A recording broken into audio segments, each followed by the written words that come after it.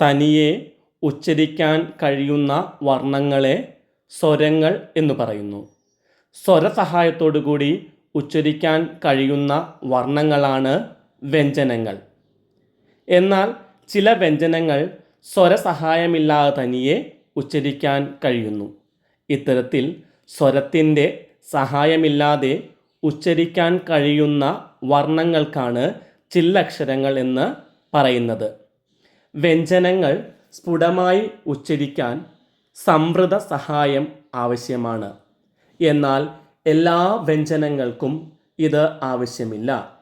അനുനാസികങ്ങളും മധ്യമങ്ങളും ഈ ഗണത്തിൽ പെടുന്നവയാണ്.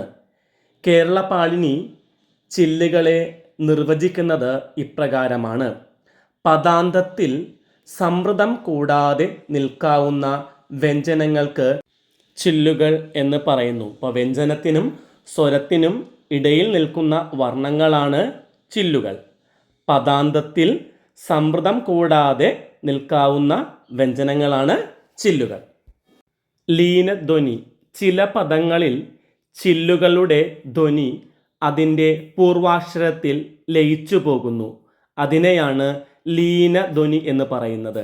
ചില പദങ്ങളിൽ ചില്ലുകളുടെ ധ്വനി അതിൻ്റെ പൂർവാക്ഷരത്തിൽ ലയിച്ചു പോകുന്നു. അതിനെ ലീനധ്വനി എന്ന് പറയുന്നു. ഉദാഹരണം മലർമാല. പ്രകടധ്വനി.